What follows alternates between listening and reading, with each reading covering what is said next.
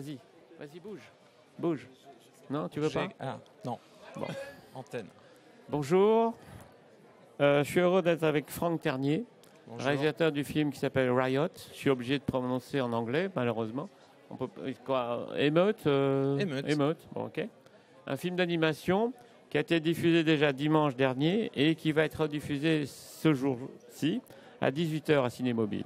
Tout à fait. Donc, est-ce que... Franck, je préfère que tu présentes ton film, tu vois, en quelques mots. En quelques mots. Alors, Riot, c'est donc un film d'animation qui mixe différentes techniques. Donc, il y a de l'animation, de la prise de vue réelle. Et puis, je joue aussi avec la prise de vue réelle, avec de l'animation. Donc, ça s'appelle Riot, effectivement, émeute. Alors, j'ai choisi le mot Riot pour le côté un peu international. Et puis, par rapport au Pussy Riot, au Riot Girl, à tout ce mouvement, moi, qui m'intéresse. Et puis, voilà, il y a un lien dans le film, étant donné qu'il parle de comment on s'exprime autrement qu'avec les mots, avec avec le corps. Donc, le film, il part quelque chose d'un fait divers assez simple. Un jeune noir, black, traverse un quartier, un voisin vigilant l'interpelle et ça se termine mal, il meurt. Et ensuite se pose la question face à l'indignation, comment nous on réagit. Donc il y a un speaker qui lui prend la parole d'entrée de jeu. Puis on voit que sa parole se transforme au fur et à mesure en utilisant, on va dire, le rap. Et puis, voilà, des personnages qui n'ont pas forcément de nom vont s'exprimer avec différentes formes, dont la danse et la violence. Donc après, le film pose une question de la légitimité de la violence lorsqu'on est indigné. Et je pense qu'aujourd'hui, en tout cas moi, depuis tout gamin, je me pose cette question-là. Depuis... Disons que, si je peux faire l'élément déclencheur quand même de drame, c'est pas une bavure policière Alors c'est une bavure policière, mais la première personne qui l'arrête, c'est un voisin vigilant. C'est un voisin, donc dénonciation, délation, bavure policière et délit de faciès. Oui, tout à fait. D'accord. Avec en plus les répercussions que ça entraîne sur sa maman, sur son entourage, etc. Alors, je me souviens plus très bien, il y a une jeune fille qui intervient, une jeune femme. Tout à fait. Quel est son rôle dans le film ? Ah, alors je voulais composer en fait le rôle de la fille et des deux garçons. C'est le groupe, c'est finalement les jeunes. Les jeunes comme moi, non, je suis devenu un peu plus vieux maintenant. Mais en gros, ça leur est pas arrivé parce qu'ils sont blancs, quoi. Ah ben non, il y a deux... Non mais, la jeune fille et tout ça. Mais elles se sont solidaires. Oui, il y a quelque chose de solidaire. Moi, j'ai vécu dans un quartier, il n'y avait pas de différence entre... Où ça ? À Tours. À Tours. Un petit quartier. Tours, je me souviens d'un maire, je me souviens comment il s'appelle, mais il était déjà un peu Front National, hein. Il était, oui, assez droite dure. Oui, on peut dire ça. Front National. Non, mais moi, je me souviens très bien de Tours. Ouais. Ok. Bon, et pourquoi le mix, enfin le mélange de vue réelle, d'animation, je suis désolé de clips musical, rappé, etc. Alors, il y a plusieurs raisons. En fait, moi, j'aime bien déjà... sortir des schémas classiques, non ? Pas forcément, c'est que je pense aussi comme ça, c'est que j'aime bien l'aspect plastique d'un film. Quand je dis plastique, art plastique, je viens du dessin, de la photo, de la vidéo. Je monte aussi sur scène avec des compagnies de théâtre. Donc il y a quelque chose comme ça qui est finalement mixé différents médias. C'est finalement une espèce de langage d'écriture que moi j'ai. Et je trouve... Alors, mon précédent film était fait comme ça aussi, avec 8 balles, où il y avait 2-3 techniques. Là, celui-ci, j'ai un peu poussé un peu plus, avec l'aspect un peu photographique qui me tenait à cœur. Mais l'idée, c'est que finalement, lorsqu'une vidéo est en papier, ça provoque quelque chose. C'est quelque chose. Pour moi, il y a quelque chose de beaucoup plus fragile. Et je veux emmener aussi le spectateur dans cette perception, on va dire, de la matière du film. Le film n'est pas qu'un film. Il y a aussi l'aspect finalement plastique qui m'intéresse. Et voilà. Après, j'y vais de mes envies et de mes expérimentations parce que finalement, j'expérimente beaucoup pendant la production. Parce que moi, en tant que spectateur, je t'avoue, j'ai été un peu perturbé par ce mélange de techniques différentes. Et j'ai eu l'impression que mon attention était sollicitée, un peu écartelée entre différentes choses. Et à un moment donné, j'ai un peu perdu le fil de l'histoire.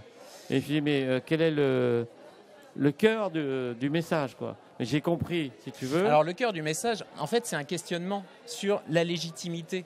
Et aujourd'hui, en fait, il y a juste à voir les affaires comme Adama Traoré ou ce qui s'est passé en Grèce ou ce qui s'est passé en Turquie. Bref, il y a plein de Bien sûr, mais ce que je veux dire, c'est que l'animation, il y a un côté très artistique, etc.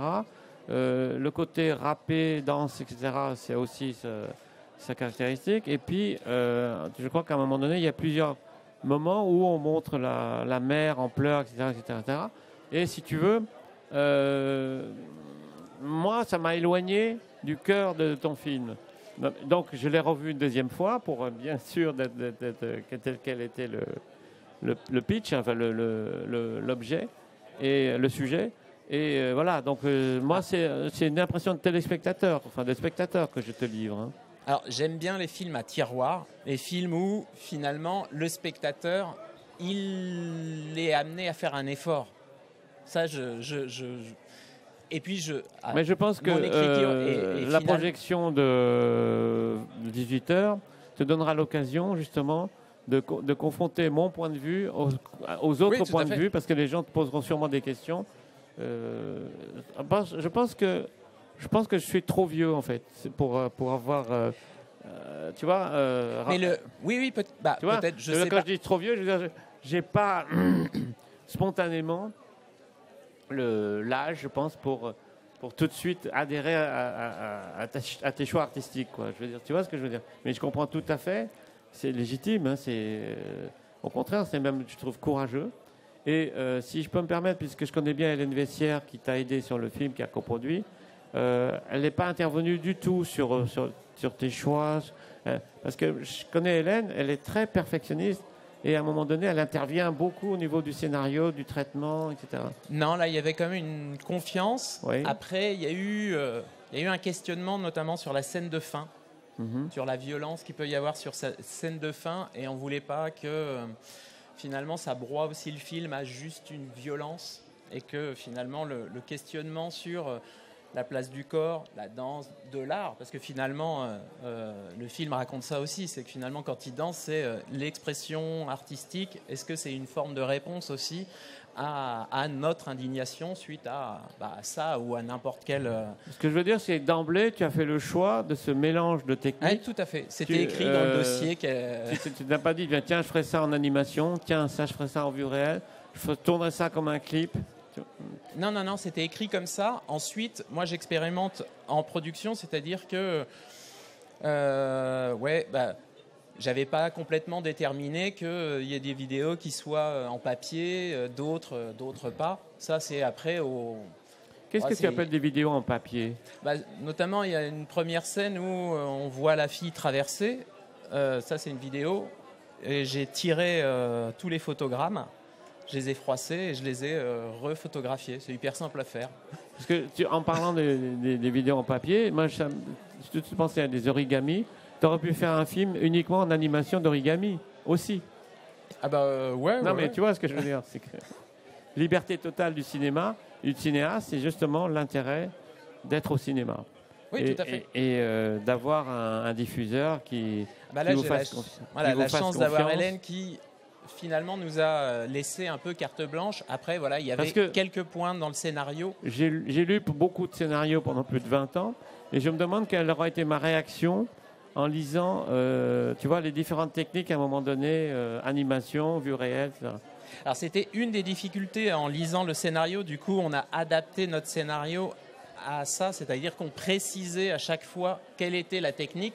Effectivement, les lecteurs nous ont dit, ouais, des fois on est perdu, on va faire confiance parce qu'il semble qu'il y ait quelque chose de finalement un peu nouveau.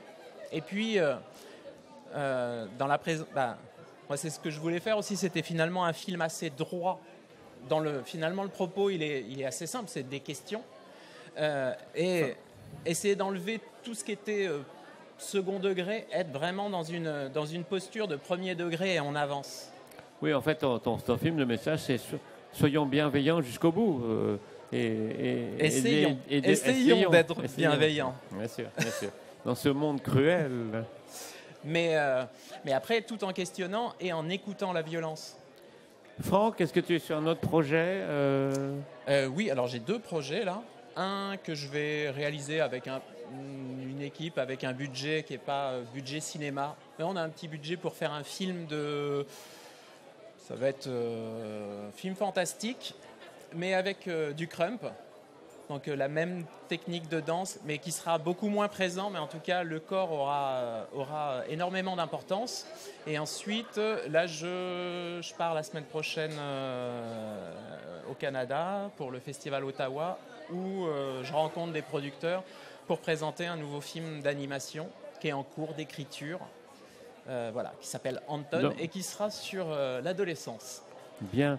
Et donc, il y a des adolescents, là. Tout à fait. Donc, en fait, il n'y a pas adolescents un peu plus grands. Non, mais comme on est dans la Web TV, il n'y a pas besoin de faire appel à candidature pour dire soutenez ce jeune homme, soutenez Franck, etc.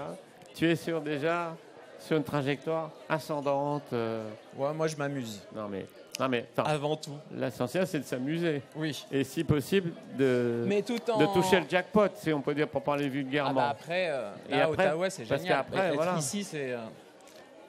moi, j'ai toujours eu une admiration pour la sensibilité canadienne, qui est un peu pionnière, tu vois. Tout à fait. Alors que je pense que sur l'ancien continent, on est un petit peu vieux jeu. Bon, je pense que le film que j'ai fait... l'image qui me vient spontanément, c'est que j'apprends souvent, en parlant avec des amis, qu'ils sont prêts à déménager tous les 3 mois, tous les 6 mois pour eux. Il n'y a pas d'ancrage, alors que chez nous, quand il y a un licenciement, malheureusement, ça pose beaucoup de problèmes à des personnes qui disent « Ah non, moi j'habite à La Rochelle, j'habite à Trouville, pas question que j'aille... tu vois ?» Alors que, bon, peut-être que ça sauverait leur emploi. Bien sûr, ce serait dur au début, si tu veux, mais bon, tu vois ce que je veux dire. C'est que je pense pas que ça viendrait dans la tête d'un Canadien de dire « Ah non, moi je suis pas prêt à me remettre en question. » Je vais voir ça la semaine prochaine. Bon, écoute, j'y suis déjà allé une fois, mais j'espère que... je pense que tu auras confirmation de cette mentalité de pionnier, d'aventurier, etc. Et je te félicite. En tout cas, dans l'animation, ils ont été pionniers. Oui. Avec McLaren, avec le rôle que joue l'ONF, chapeau à l'ONF. Tout à fait. Voilà. Écoute, merci Franck. Merci beaucoup.